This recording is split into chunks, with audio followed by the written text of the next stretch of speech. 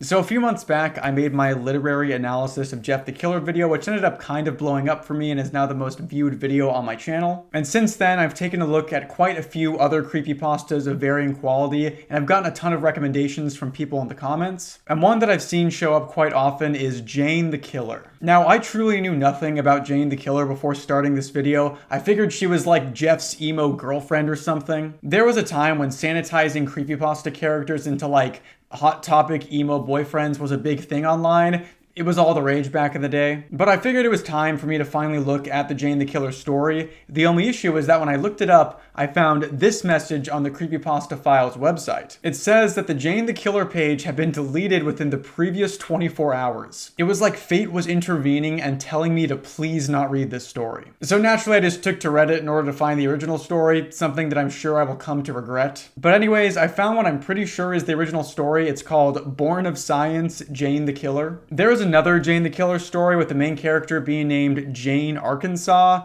but apparently that is not the original version and there is some plagiarism accusations being thrown around regarding it. So today I'm going to be reading this original Jane the Killer story and seeing how well it holds up and what critique I can provide about it. Remember to subscribe if you haven't yet, it really helps my channel out. But enough intro, let's get into Born of Science, Jane the Killer. So starting out, the picture associated with this story isn't nearly as terrifying as the Jeff the Killer image. I do want to say that in a moment of true character growth for me, I am no longer scared of the Jeff the Killer image. I've seen it too many times while researching for these videos that I have become desensitized to it, and I have conquered that childhood fear. Now I just need to conquer my other childhood fears of the evil piano from Super Mario 64 and that Disney Sing-Along Songs VHS tape. Out of respect for those who are still freaked out by the Jeff the Killer image, I will not be putting it in this video. I will be showing the Jane the Killer image, however, in 3, 2, 1. It's not that bad, right? It's just like a washed out picture of a girl with black eyes. As someone who lives in Washington, her skin tone is actually like a shade darker than mine is around April. It has the words, "Don't go to sleep, you won't wake up" on it, which just sounds like a long-winded version of Jeff the Killer's iconic "go to sleep" catchphrase. Also, the way the text is placed makes it look like a meme, so again, it's not really doing anything for me horror-wise. But let's get into the actual story now.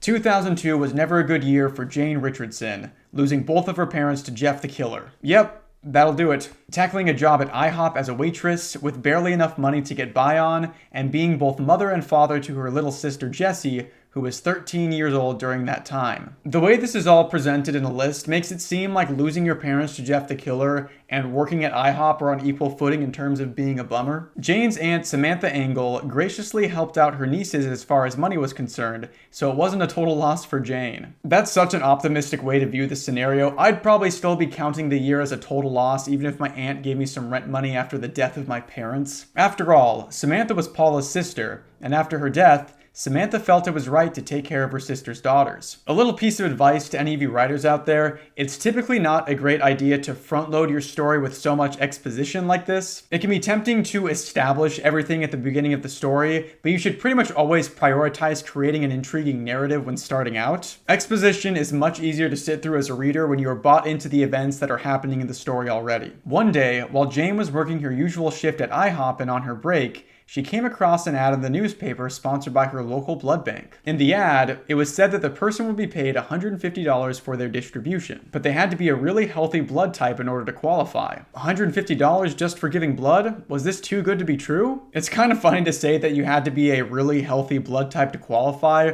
Are there blood types that are considered more healthy than others? Like O negative is the universal donor type, so they are typically asked to give blood more often, but I don't know if that makes their blood type more inherently healthy. Also, you know the story was written a while back because $150 seems like an insane amount of money to Jane, and nowadays $150 gets you like 2 weeks worth of groceries. Jane thought it would be good to take that money and pay off her month's rent, so why not? Okay, even with the insane increase in housing costs, I don't think $150 would have covered a month of rent pretty much anywhere in 2002. After all, she did have clean blood.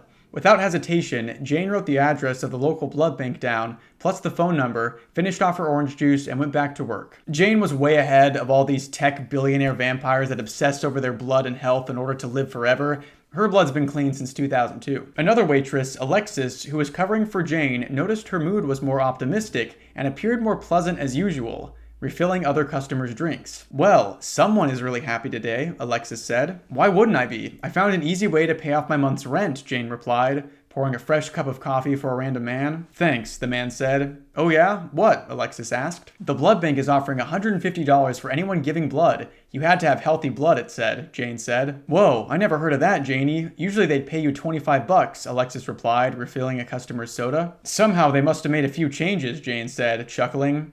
You gonna swing by? Alexis asked. After I leave here tonight, Jane replied. I know it's a low bar to clear, but the dialogue in this story is already much more naturalistic than it was in Jeff the Killer. Every middle schooler in Jeff the Killer talked like they were in Goodfellas, so at least Alexis and Jane sound pretty normal here.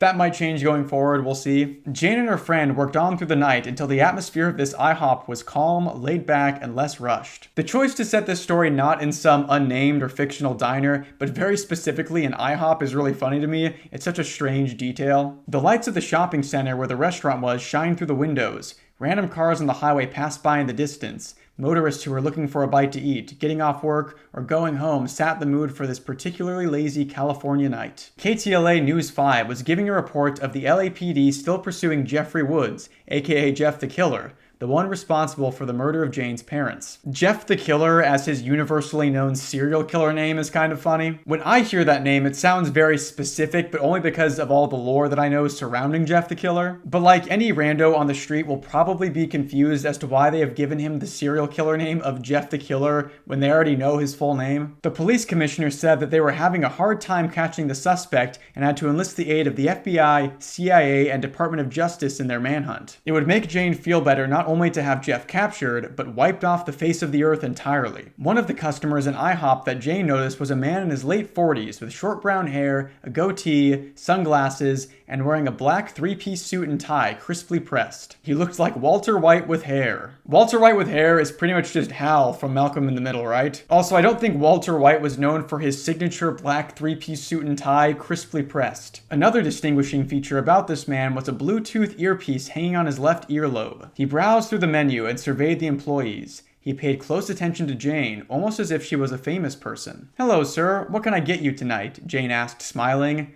T-bone steak and eggs, the man said. How do you want your steak? Well done, eggs over easy. Never trust a man that eats a well done steak. That's just a waste of a steak. Well done over easy. Oh, I just wanted to let you know that we have a new pomegranate pancake syrup. Something I happen to make in my free time, Jane replied, taking the man's order. Wow, that sounds like a winner. You made the syrup? The man asked. Well, yes, Jane said cheerfully. You got a lot of talent, the man replied. Jane went back into the kitchen to get the man's food prepared. While he was waiting, he fumbled with a button on his earpiece. We found the perfect woman, sir, the man said, speaking at a low volume. This man was actually an FBI agent. Heaven forbid we as the readers have to figure anything out on our own. Just telling us straight up that he is actually an FBI agent is hilarious to me. Typically, you'd want to build intrigue in your story by having the reader see the actions of the agent and be a little confused as to why he's doing what he's doing. Then, when it's revealed later on in a more natural way that he's an FBI agent, the reader will put the pieces together and it'll be a satisfying revelation. One of the most common mistakes I see in these stories is that they don't have enough faith in the reader. You have to trust your reader to be comfortable with being a little confused. In that way, writing is interesting because you as the author are attempting to form a bond with a hypothetical future reader. You're trusting that they will understand what you are trying to do. My favorite authors exude a lot of confidence in their writing through the ways that they let the mysteries remain unanswered for long stretches of the novel. Then later on in the novel, they can give the reader the answers to several of the mysteries in quick succession in a way that feels incredibly satisfying and rewarding. It's exactly like setting up a domino trail. The setup takes much longer than the payoff, but the payoff is that much more satisfying because of the time that you took to set it up. Also, it's funny that Jane is determined as the perfect woman by the agent because she, I guess, is a woman and made pomegranate syrup. Agent Marcus East was still hunting down Jeff the Killer. Despite the LAPD's futile efforts and Agent East's determination, he was gonna stop at nothing until Jeff was captured. Really? Because it sounds like he's taking an extended break to creep on a waitress at an IHOP. Excellent. Gather the other agents for next week. We know of a way to go after Jeffrey Woods. Understood. Please tell me that the combined mind of all these local government agency members have come up with the genius plan of catfishing Jeff the Killer. I don't know when this story was originally written, but I would guess it was during the zeitgeist around the Twilight series, which would lend itself wonderfully to this premise. My wife was actually a huge Twilight fan growing up, so I'm learning more about those books and movies against my will constantly. Jane brought out East's meal and a fresh cup of coffee. Thank you very much, ma'am, Agent East said pleasantly. You are certainly welcome, sir, Jane replied. An hour later, Jane clocked out and left for the night. "I'll see you tomorrow, Alexis," Jane said. "See ya, Janie," Alexis replied. After 30 minutes of being on the road, Jane came across the blood bank. She expected the building to be closed for the night, but oddly, it was open. This must have been a 24-hour deal. Where I went to college, we had a few plasma donation centers that so many people went to because I went to school in Idaho, where most jobs paid you like $8 an hour. Or alternatively, you could just let someone stick a massive needle in your arm for an hour and prick your finger, and you would make more than a day's worth of work. It was a little dystopian. All this to say that if the idea of Jane getting paid to go to this blood bank is supposed to be eerie, I'm too familiar with that concept to be creeped out by it. The outside of the building looked like total garbage, but the interior was very pristine and sterile, similar to a doctor's office. Jane approached the receptionist at the desk and announced she was there to give blood. "Hello, my good sir, I'm here to give my blood." That's just what I picture in my head when Jane said she announced that she was there to give blood. "Good evening, ma'am. How can I help you?" the receptionist asked in a warm, friendly tone, smiling. Did Jane not just announce that she was there to give blood? What was the point of specifying the announcement if she was just going to have to announce again? "I came across your ad saying that you would pay anyone $150 for simply giving blood." "Wonderful. What's your name, dear?" the receptionist asked. "Jane Richardson." "Okay, Miss Richardson, you go down the hall. Second door on your right," the receptionist said. "Do I have to sign any papers or anything?" "No." "Oh, thank goodness," Jane replied, laughing heartily. The receptionist laughed along with Jane. "I'll have your cash ready for you when you get done, honey," the receptionist said, smiling. Life pro tip: if anyone is ever offering you cash for your blood and they insist that you don't sign any paperwork, run the other way. I just know that being propositioned for your blood is something that happens to a lot of people constantly. It's just one of those things that you run into a lot, like quicksand or needing to escape a car that's sinking to the bottom of a lake. Jane did indeed have healthy, clean blood. O negative was her blood type. After what seemed like hours, but only a few minutes, the doctor who extracted Jane's blood put a bandage over her spot and wished her a good night. I don't like that the author wished her a good night. At least in English, the term good night has mostly to do with going to sleep. Wait a minute, this is actually a moment of good writing from the author. We know the theme of go to sleep will undoubtedly be showing up later in the story, so this primes the reader for that. I'm a big believer in priming the reader into a certain theme for a story. I think the more subtle thematic connections you can make in your writing, the more rich and full the writing feels. It could just be a coincidence, but I'm going to assume the best and say that the author intended this thematic connection, which is actually a solid little bit of writing. I'm impressed. Out front, the receptionist was going through files on her computer when she saw Jane. "Man, that needle hurt like hell," Jane said, chuckling. "Your arm is going to feel sore for a day or two," the receptionist said. "Tell me about it." "Okay, here is your cash, Miss Richardson, $150. This will take care of my month's rent," Jane replied. "Behind on your rent, huh?" the receptionist asked. "Lot of stuff that's been going on. Me losing both my parents and all," Jane said. "Ah, I'm so sorry. It's just me and my little sister. I have to be both mom and dad to her."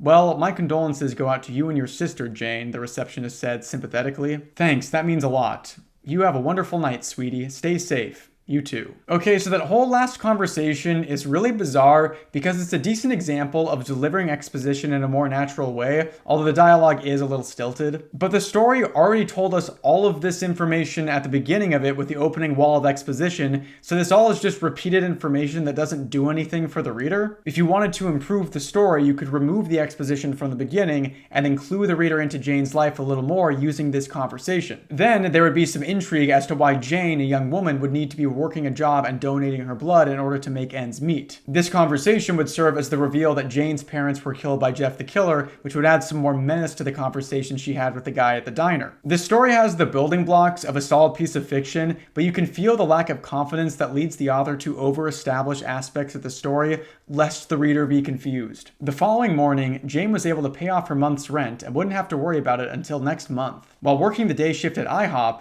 Jane got a call from the blood bank she visited just the other night. What could it be? "Thank you for calling IHOP, now serving pomegranate pancake syrup and our new stuffed French toast. This is Jane Richardson. How may I help you?" "Miss Richardson, this is she. My name is Beth Williams, one of the doctors at the Biomedics Blood Bank. We are wondering if you could come by next week and give another sample of your blood." Okay. "We will pay you $10,000. Jane went silent for a few seconds. 10 grand for another sample of her blood? Was this for real? "Miss Richardson, are you there?" "Oh, yeah, I'm here. You said 10,000, right?" "Yes, ma'am." "Okay, I'll see you next week."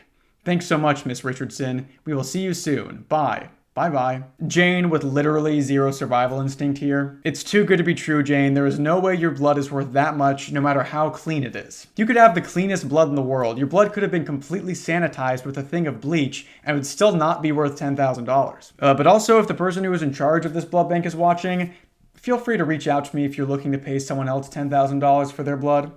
1 week later, it was the start of a beautiful day in the City of Angels. Jane returned to the biomedics blood bank to distribute her blood and score an easy 10 grand. She wouldn't have to worry about money troubles ever again, but why was biomedics going to pay Jane $10,000? I think one of the signs that this story was maybe written by a kid is just the idea that if you had $10,000, you would never have to worry about money troubles ever again. Like, don't get me wrong, $10,000 is a lot of money, but a lot of things get very expensive once you're an adult. She couldn't figure it out herself, but if it meant to put that money into an account and making sure her and her sister were financially secure, then why not? Again, I think Jane should be a lot more skeptical of this insane amount of easy money, but it would be a very tempting offer to pretty much anyone. Especially given her current lease rate, that amount of money is the equivalent of just over 6 years of rent payments, which would be like 100 grand today. I promise I'll stop talking about rent payments now. It's just the end of the month and I haven't paid my rent yet, so I've got it on the mind. Jane saw the same receptionist from last time and still remembered her, and the doctor who drew her blood was there as well. When it was all over, Jane claimed the cash, stuffed it into her wallet, and was on her way. Absolutely wild, they just gave her $10,000 in cash. I was actually not expecting her to get the money at all. I thought for sure they were going to kidnap her while she was there, so this is all a pretty shocking moment for me. I should mention that so far, this story doesn't feel similar to Jeff the Killer at all beyond the cursory mentions of Jeff the Killer. But between you and me, Jeff the Killer isn't exactly the pinnacle of literary fiction, so it's not a bad thing that this story feels quite different from it. I do actually like that it feels so different. I really enjoy sequels that switch things up. It's why I love The Exorcist 3 so much. Just as she was about to get into her car, a couple of well-dressed women approached her. One of them flashed a CIA badge and announced, "Jane Richardson?" "Yeah?" "Agent Tanya Margolis, CIA." "What's going on?" Jane asked, very puzzled. "You didn't do anything wrong, Miss Richardson. Don't worry, but I was wondering if you would come with us." "Where at exactly?" "You will see. Come with us," the second agent said. Another life pro tip for you: you probably shouldn't get in the car with people claiming to be the CIA unless they actually have a warrant for your arrest. I've watched enough Matt Orchard Crime and Society to know my rights when it comes to police interrogation and questioning. Also, it could just be a coincidence because Margolis is a pretty common last name, but we have an Agent Margolis and a mention of Walter White. And Jane Margolis is a supporting character in the second season of Breaking Bad, so maybe the author was just really into that show at the time. I don't blame them, that show is pretty much perfect. Without hesitation, Jane got into the limo with the other agents. Where were they taking her? Why did they choose Jane? Was there any significance? Typically, these are implied questions that the reader should be asking inside their heads and not outright stated by the text. We're all wondering what's going on as well. The two women were taking Jane to the CIA headquarters in Los Angeles, and they were going to explain everything to her as soon as they arrived. 90 minutes later, the limo arrived outside of the headquarters. Jane noticed there was also a US Marshals and FBI van parked outside. I'm curious about the timeline and location of this story. We were told that Jane lives in LA, but it also takes 90 minutes to make it to the CIA headquarters that are also in LA. Maybe LA traffic really is that bad, but it seems like a really awkward car ride to just kind of sit mostly in silence for an hour and a half. What was this all about? Jane couldn't figure out what the hell was going on. No matter how many times she asked the agents, it was always the same: that information is classified. Jane wanted answers. She wanted to know what was going on. Once inside, Jane was greeted by a refreshing cold breeze that seemed to be coming from the central air units. Thanks for explaining the concept of air conditioning to us. I don't think we would have understood where this mysterious cool air was coming from if you hadn't. It was the hottest day ever. Jane was led to a room that looked like a police interrogation area.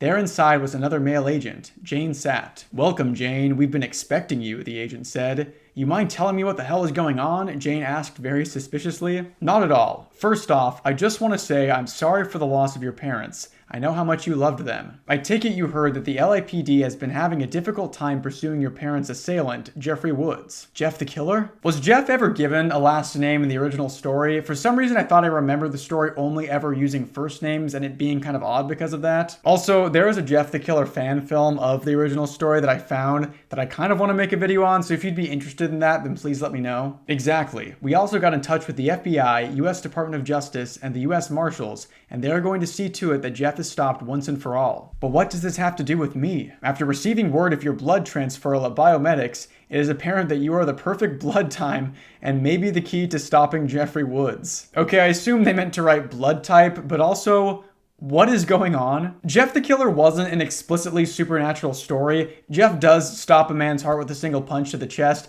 but that is never explained as a superpower that he has. Also, I know that I point this out a lot in my videos, but the Jeff the Killer story starts with him being thwarted by a literal 10-year-old child, so obviously he's not that strong. But now the CIA presumably needs to do some sort of like blood magic to stop him. Also, we learned that Jane's blood type is O negative. Is that all the CIA needed for this? And beyond all of this, who was the person that came up with this insane plan in the first place? Imagine being tasked with tracking down an active serial killer and you come in with a report on blood magic. You'd probably be let go from the force if that were the case. So let me get this straight, Jane said, trying to piece together what the agent said. After I gave you my blood, you and these other agencies want me to use my blood to stop Jeff? Yes, ma'am. All you have to do is meet with our doctors. Just meet up with the doctors? Jane asked. Yes, ma'am, the agent replied. And then I'm free to go? In due time, I promise you. Well, okay, Jane said hesitantly. For someone who was angrily questioning the agents all the way to the CIA headquarters, Jane just accepted this plan very quickly with no explanation. I personally don't really like passive protagonists in stories unless they're done really, really well. I read a book called Survivor recently that had an amazing passive protagonist. But in this story, I kind of wish Jane were just a little more assertive. I get that she's probably shy and traumatized, but these circumstances are extreme enough that I would expect more pushback from her. Also, I know that the CIA is telling her that by doing this, they'll be able to catch Jeff the Killer, so you might be saying, Davis, you idiot, of course she's going to go along with this. And while I am a little bit of an idiot, this blood magic plan is so insane that Jane should be very wary of this. I think a way to fix this would just be for the CIA to be a lot more aggressive and forceful. They could manipulate Jane into accepting that this is the only way to help catch Jeff. If in the interrogation room she refused but then was told that her refusal meant she didn't care about catching her parents' murderer, then this would all make a lot more sense. There could even be a line from the agent where he implies that if they can't catch Jeff, he will probably come back to kill Jane's younger sister. Then that emotional manipulation and leverage would feel like a justifiable reason to accept the blood donation plan with no questions asked. After she was led into another room, one doctor did an eye scan of her ice blue eye after giving her a vision test, reading an eye chart, etc. The scan of her pretty blue eye was stored on the computer. I feel like there was a weird amount of attention given to her eyes and how blue they are.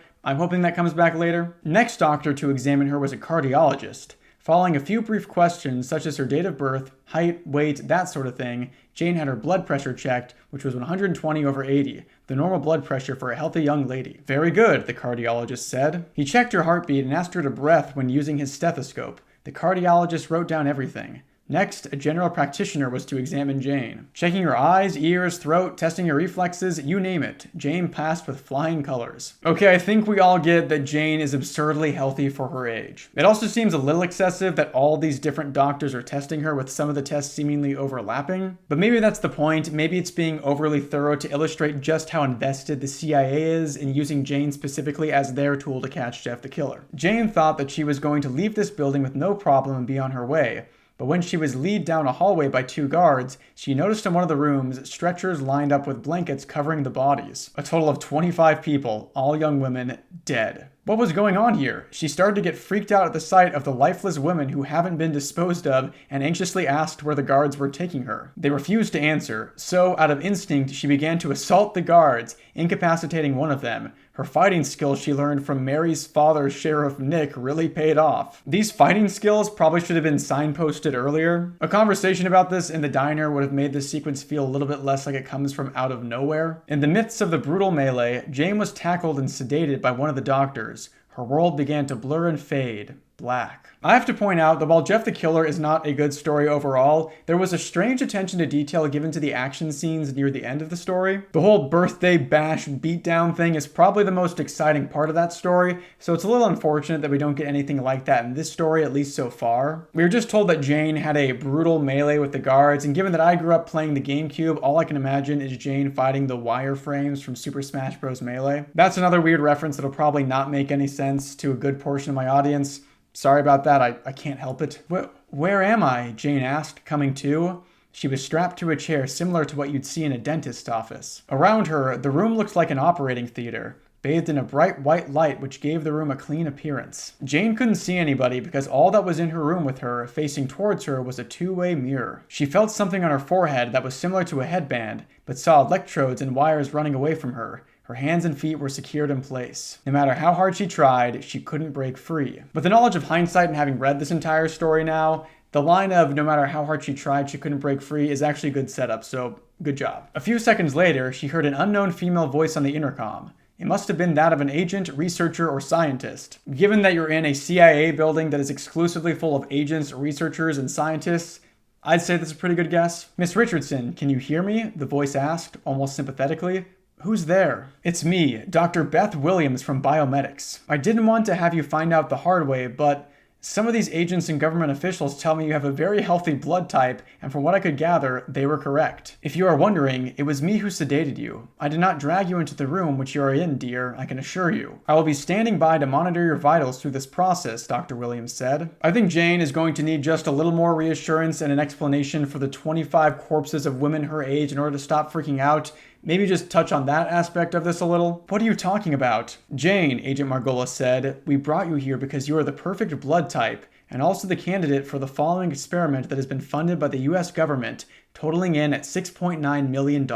I don't know if we're supposed to be impressed by the $6.9 million figure, but that's like nothing compared to what the government spends every year. It mostly just makes it seem like this hunt for Jeff the Killer is at the absolute bottom of the priorities list. They're only offering $150 starting out. Also, if the compatibility for this government program was dependent on the blood type and cleanliness of the subject, how did the agent at the IHOP know that Jane was the perfect candidate? We have received word from the LAPD that they had trouble in capturing the suspect responsible for the death of your parents, Bruce and Paula, and we, along with the FBI, Department of Justice, and the US Marshals, agreed to help in the capture of Jeffrey Woods. If you haven't noticed, there is an intravenous needle in your arm. One of the scientists will be bringing in the serum to replace with your blood. This serum is classified, but it will ultimately help you in getting revenge on the one who took your parents' lives. So Jeff the Killer is just a regular middle school kid who gets a thing of bleach dumped on his face and then lit on fire and becomes a serial killer. He seems to spend most of his time breaking into people's houses, trying to kill them,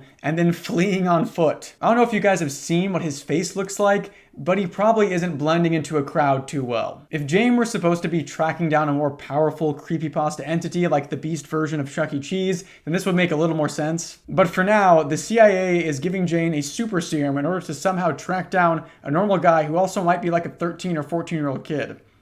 Cool, I guess. Just then, a scientist and doctor came into the room, prepping Jane. The scientist came in with the Liquid Hate. I know Liquid Hate is supposed to be a very sinister, creepy name, but nowadays that's what you'd expect like some hipster sparkling water company to name their mango flavor. I also like how they just introduced the term Liquid Hate like we're all supposed to know what they're even talking about. A little explanation would be nice. The container was 1.25 gallons with a biohazard symbol on it. The light from overhead cast it in the liquid, giving off a pretty glowing purple. He assured her she had nothing to be afraid of and that she was gonna be okay afterwards. This made Jane feel somewhat better. No amount of reassurance should make the concept of having 1.25 gallons of a substance known medically as liquid hate pumped into your body something you're okay with. A part of her was scared to death, but the other half of her showed no fear, and she was ready. The doctor put the intravenous tube into Jane's arm. The tube ran into a container that would collect Jane's blood and shipped to the American Red Cross for patients who had the same blood type as Jane to receive a healthy blood transfusion. Was this story written by a vampire? Jane's healthy blood is like a main character at this point. The other tube was attached to the container holding the liquid hate,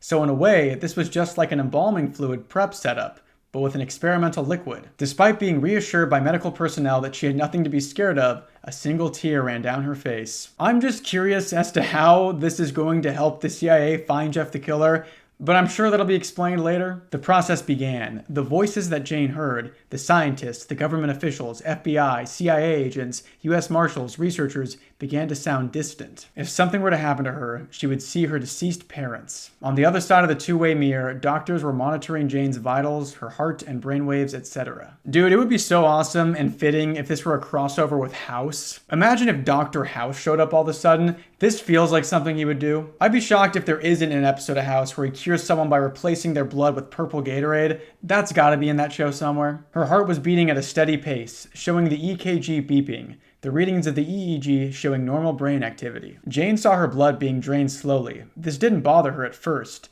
but as it began to increase, she felt very weak and drowsy, almost like she was being smothered by an unknown person with an ether-soaked rag, and in the next few minutes, Jane's surroundings began to disappear. First, into a state of unconsciousness and weakness from loss of blood in her body, then dead.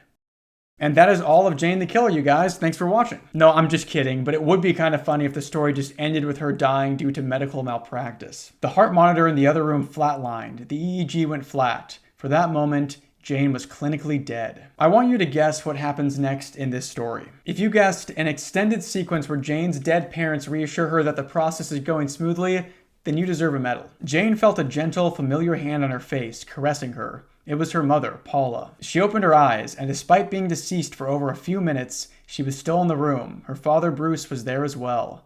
Mom? Don't be afraid, Janie. Mommy's here, Paula cooed sweetly. She saw Jane's eyes welling up with tears and held her daughter in her arms, tightly, comforting her. Dad. Bruce gave Jane a kiss on her head as he joined in to hold his child as well. Jane was weeping as she was glad to see her parents. You're going to be okay, kiddo. You're going to be just fine, Bruce said softly, calming his daughter down. He was in full military dress, his medal shining in the light of the room Jane was in. His uniform was crisply pressed, his short hair shiny and brushed back, almost as if he was going to attend a military ball. What's going on? Jane asked. Well, since those doctors emptied your body, you went out like a light. But me and Daddy are going to stay here until you come alive, honey, Paula said in her soft-spoken voice, her words soothing Jane's heart. The characterization of the parents is so strange in this story to me. Just listen to the way that Jane's dad talks about a medical procedure he had done when he was a kid. One thing I could never stand about IV needles is when someone can't find a vein to put it in. That happened to me when I was a little kid and I suffered sepsis, and I felt like a frickin' Swiss cheese. That old hag couldn't put the needle in right. You should have known that having experience as a doctor and a PhD doesn't come with vision, Bruce said, smiling, laughing. Bruce, you only have a small amount of time to talk to your daughter. Maybe spending that time dunking on an old hag you met 50 years ago isn't the best use of it. This made Jane smile and giggle as she laughed with her daddy. She knew for the longest time that her daddy was very silly and made her laugh without even trying, and was still a goofball in the afterlife. That's also what Paula loved about her husband. Jane's parents stayed with her until the liquid hate was administered. I feel like this part of the story wants to be very emotional and sentimental, and we're supposed to be touched that Jane's parents are helping her through all of this. But I feel like most parents should be more protective over their kids instead of just telling them to accept getting literal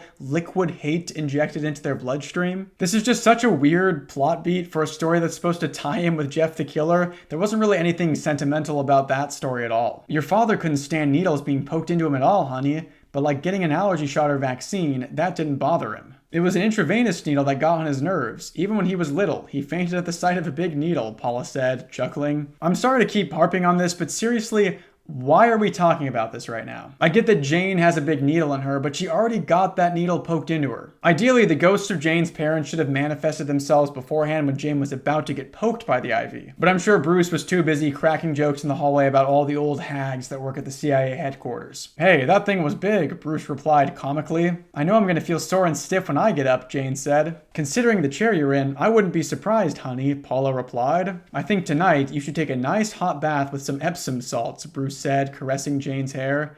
Good idea, Jane replied. You just remember one thing, my little Janie baby. If you ever need me or Daddy, we will be right here, Paula said, pointing to Jane's heart. And we will come live in your dreams, sweetheart, Bruce added, smiling. We are so proud of you. Jessie's lucky to have such a sweet sister. We will always be watching over you, love, Paula said sweetly.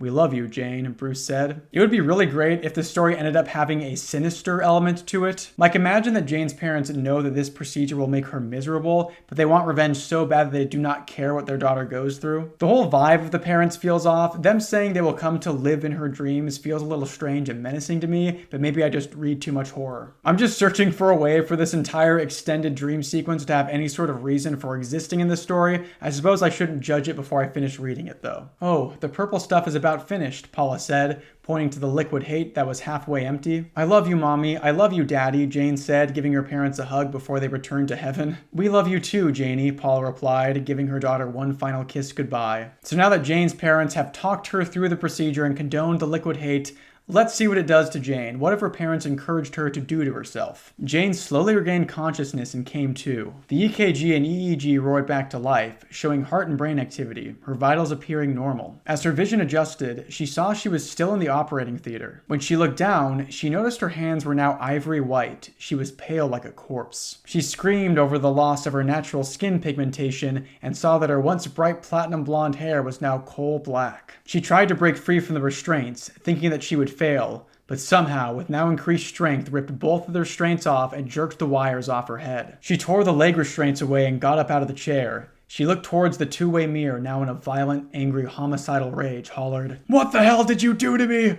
Jane's parents are the villains of this story. She's going to experience violent episodes and homicidal tendencies for the first 90 seconds, one of the scientists said to the group. If you knew that was going to happen, you should have maybe spent some of that $6.9 million in government funding on some better leg restraints. Because apparently you were spending all the budget on cash payments to blood banks and comping your agents' meals at IHOP. "You are now full of liquid hate, Miss Richardson," Agent Margolis said. "I look like effing powder." "That's because your natural skin color went away, Jane." "Jane, have some respect, please. Some of our natural skin just looks like powder by default. You could show me a picture of the sun and I'd probably get sunburned." Jane picked up a chair that was in the room and threw it against the two-way mirror, shattering the glass. She grabbed a hold of one of the doctors who were monitoring her vitals by the collar, slamming him against the wall with incredible strength, causing a huge dent. Okay, so now we're getting into the action scene that I asked for earlier. This is what I was hoping for when I started the story. Let's see how this compares to Jeff the Killer. One of the scientists sounded an alarm for armed guards and medical personnel to restrain Jane. One pulled out a syringe, trying to aim for Jane's neck, but Jane took the needle and stabbed the doctor between the eyes and injected an air bubble into him. Two guards with automatic weapons tried to fire at Jane, but she grabbed both of their arms, causing them to fire at each other. How many people are in this room? Also, if the guards have automatic weapons and are close enough to Jane for her to be able to grab their arms,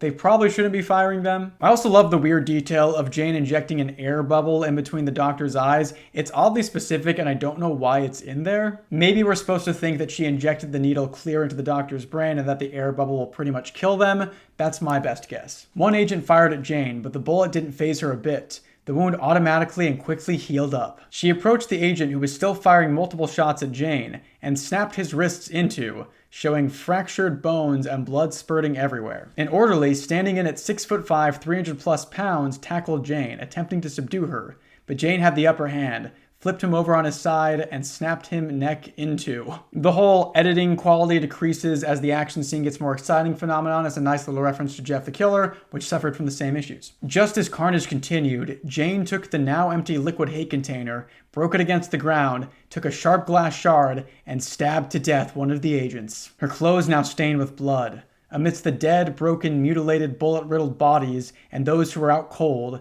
Jane looked at the group who was in the room that now had no mirror and said in an ominous tone. Ominous is also a Jeff the Killer staple. Let's go. This story is actually starting to feel like a sequel to Jeff the Killer now. "Thank you for saving me. Thank you for making me what I am. I know what I must do. I must kill Jeffrey Woods and end his reign of terror forever. If he is not killed, more lives will be lost. I am much stronger now. I am unstoppable, unkillable. Weapons are useless against me. Anyone who dares crosses me, I will be the last thing they ever see. I will kill Jeff the Killer and no one can stop me." Wait, what? So Jane is happy that she was turned into Jane the Killer and is grateful to the CIA, but also murdered like a dozen of them a minute ago? Also, why do they need an unkillable female Jeff the Killer to kill Jeff the Killer? Again, he's just a teenage kid with a messed up face. All the CIA has managed to do is unleash an unkillable, hatred-filled monster upon the world in hopes that she will kill that teenage kid. After 90 seconds, Jane's homicidal tendencies ceased and she was acting normal again. I am baffled as to why they had anyone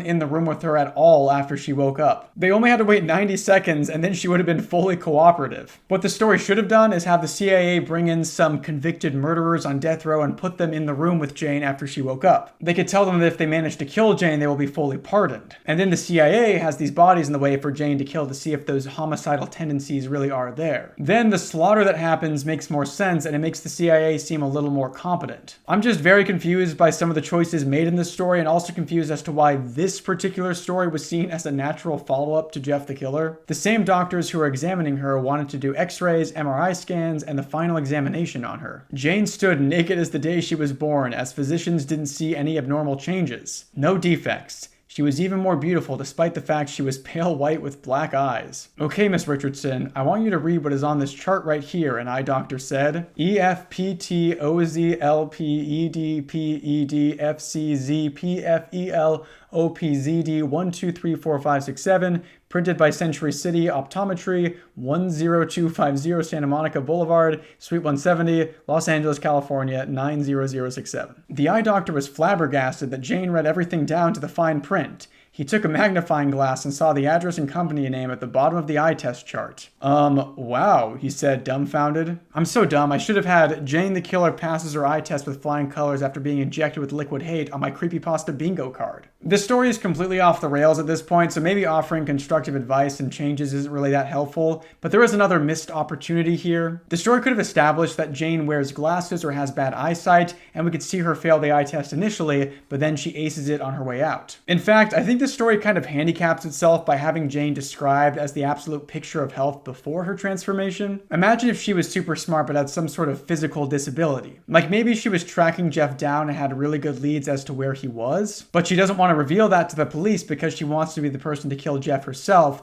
and then this experiment provides her with the perfect opportunity to do that. You could even have a scene in the beginning where she has found Jeff and tries to take him out but is unable to, giving her motivation to undergo this physical transformation. I don't know if the story would make that much more sense if those elements were included, but I think it would make the whole thing flow a lot better and there would be some more setup and payoff. So, Doc, are there any other tests today, or can I just walk out of here and be on my way? Well, are you going to give me another visual test or just stand there and stare at me all day? I'm just going to stand here and stare at you all day, the eye doctor said, seeing Jane fully naked. Gross, absolutely disgusting. Why is there a pervy doctor in this story? What is going on? So, I'll take that as a you are free to go. Yeah. Jane took her blood-stained clothes that were in a hospital bag and walked out fully nude, not caring that people are looking at her. On her way home, she saw clothes that were hanging out to dry on a clothesline outside a little suburban home. These clothes matched her frame. They were a pair of black sweatpants, a sleeveless black Under Armour shirt, and a black hoodie. They all smelled sweet as she pulled them off the clothesline and got dressed in broad daylight. The only article of clothing that weren't bloodstained were her black Skechers sneakers. Why are any of the articles of clothing bloodstained? These aren't her clothes, so why would they have blood all over them? That doesn't make any sense to me. She slipped on her socks and shoes and called Jessie and told her she was okay. Jessie waited back home for her sister to return. You know that your scary, superpowered horror protagonist is cool when they're wearing black Skechers sneakers. No offense to any of you Skechers fans out there, but those are like the least cool shoes she could have possibly picked out. The only thing that would have made this better was if she was known for her iconic pair of black Hokas. Another classic creepypasta trope that I think is really underrated is when the creepypasta entity gets an iconic outfit that is just very basic and normal. They always describe them suiting up for the first time like it's some sort of epic moment, but Jane is literally just wearing black sweats, a black sleeveless shirt, a black hoodie, and Skechers. By the way, make sure to get your iconic Davis Morgan outfit of a black shirt and blue pants. It's my signature style that everyone knows me by. Also, Mary was waiting. Jessie immediately ran into her big sister's arms, gasping emotionally, giving her a big hug. Mary hugged both Jessie and Jane and gave her honey bunny a kiss on the lips. Who is Mary? Is that Jane's girlfriend? Why hasn't she been mentioned up to this point? I did a Control F search on the page and there were only 4 uses of the name Mary. 3 of them are in the section I just read, and the other talks about Mary's dad, the sheriff, teaching Jane self-defense. For all the exposition that this story has shoved down our gullets, you'd think they would establish the main romantic connection that our main character has. Also, shouldn't Mary and Jessie be concerned about Jane's appearance? I get that they probably love her no matter what, but they should be a little jarred by what they're seeing. It's just so strange because this setup would allow for Jane to become a really good tragic character. She was given the ability and strength that she needed to get revenge, but her family and friends no longer recognize her. I don't know if you guys remember Jeff the Killer, but that story wasn't exactly a heartwarming tale, so I don't know why this story is so sentimental. But we only have like 4 sentences left until we finish the story, so let's just get this over with. Baby, I'm so glad you're okay. I was so worried, Mary said emotionally, glad that Jane was all right. I knew you would come back, Jessie said through tears of joy. Of course I did, Jane replied, giving her little sister a hug, still emotional. Jeff has some competition. So has many other criminals out there. Don't go to sleep. You won't wake up. Jane the Killer is coming for you. I was really worried this story wasn't going to completely confuse me by the end of it, so you can imagine my relief when I read that ending. So is Jane evil? She says that Jeff has some competition, which makes it seem like she will also become a serial killer. I think the intended effect of that sentence is to say that she is going to hunt Jeff the killer, but then it would make more sense to just say that someone is like coming after Jeff. She does say that in the end, but I specifically interpret the word competition as Jane doing what Jeff does, which is killing people. But maybe my brain is just fried from reading the story and this all actually makes sense. Let me know. But beyond any of the confusing stuff, what an absolute wet fart of an ending. Jeff the Killer had the decency to end with the violent murder of Jeff's family, but this one totally leaves the reader hanging. I was hoping she was actually going to confront Jeff. And again, why was this the CIA's plan? There should have been a scene where Jane was like briefed on all of this, or she should have been held by the CIA after the experiment. Imagine if she was full of hatred and rage and the CIA told her that she wouldn't be able to see her sister and her apparent girlfriend until she had successfully killed Jeff the Killer. That wouldn't make the CIA's plan less nonsensical, but at least it would have had an actual interesting purpose in the narrative. As it stands, this story feels like it's just barely related to Jeff the Killer, and it really needed some sort of twist or creepy moment at the end of it. Because even though Jeff the Killer is poorly written and unintentionally hilarious, it's at least trying to scare the reader. I would say that Jane the Killer is more well written than Jeff the Killer in more aspects, but the story arguably makes less sense, which is honestly kind of impressive. But I do have to give credit to the author for making a story that feels original. I think it would have been very easy to just gender swap Jeff the Killer and call it a day. The fact that they clearly put effort into making Jane a separate character is really cool, and I like the idea that she is out there to hunt Jeff the Killer. When I first heard about Jane the Killer, I imagined she would be Jeff's Harley Quinn-esque sidekick, so I was pleasantly surprised to see that that wasn't the case. And just like I said in my Jeff the Killer video, the worst thing a story can be is boring. And Jane the Killer is certainly a lot of strange and bizarre and nonsensical things, but it's definitely not boring. Thank you all so much for watching. Let me know if there's another creepypasta you'd like me to cover. If there's another version of this story that you find interesting, then I'd love to hear about it. I just hit 100,000 subscribers as of a few days ago, and I'm truly grateful and blown away by all the support my channel has gotten. Thank you guys all so much for supporting me. It's been a really awesome experience to have. My friend Zach and I are starting our gaming channel back up, and I will link that in the description. We're going to be playing Silksong, which I'm sure will be a great time. It'll be his first time playing Silksong. At the time that we recorded the first episode, I had already beat Silksong twice, and I'm playing it a third time for the channel and just a fourth time on my own in general because it's a perfect game. If you liked this video and want to see more, then be sure to subscribe. I make videos on horror literature and internet horror, and I try to put stuff out semi-frequently. A massive thank you to all my gold tier channel members: Lucas Fernando, Chris Lamb, Tyler the Leper, Miss Joy 16, Cherry Shark, Starlight Pink, Jack Zamora, Maya Castillon, Arcade Link Author, The Official Gar, Sasso, Wybab Flow, Hi, Samra, Laura Gonza, Ben Best, Marin Elizabeth, and Exodum, Digital Fox, Sherbert, Amelia Nomura, Temple, Jupiter Rainstorms, Alice Hale, Charity, Jess, Miley Bop, Abigail Wagner, Sunray Productions, Kinodine, and McGee's, Site 42, Maya S, Red FM, Rye Like Bread, Alicia, Liminal Lake, Yum the Epic, Spirit Hotline, Furbish GDDC, Mayfield, Shruby, Liter Something, Jazz, Homie Gaming, Danny, Steelcut Oaths, Phantoms Forever, Ashley, BB, Archie Felly, Killer A257, An Otter in a Trench Coat, Icky TL, GLK, Safety Waffle, 731 Hamsters, Cork-Backed Ruler, Toby Dandelion, Red, Tiny Moss Patch, Mary, A, Charlie Smidge, Creeping Freely for You Too, Meadow, Soundwayne, Flatwoods Monster Webkins, Merly, Salvador Rigodi, Patricia Jean, Miguel, Alexandria Taylor, and Finch. Thanks so much for your continued support of the channel. Things have been a little crazy for me just in my personal day-to-day life, but I'm hoping to get back on my regular schedule now. And a massive thank you again for everyone for watching. Again, hitting 100,000 subs is truly an insane moment, and I'll catch you in the next video. See ya. Take me up again, let me see the stars. Is there life on Mars? 'Cause I've run out of luck here on Earth. I'm a wanderer.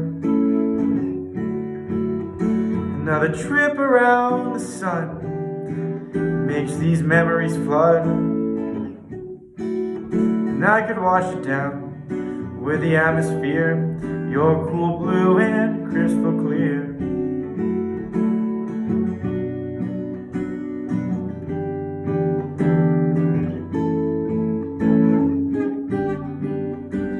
An astronaut flying above, but can't fall in love.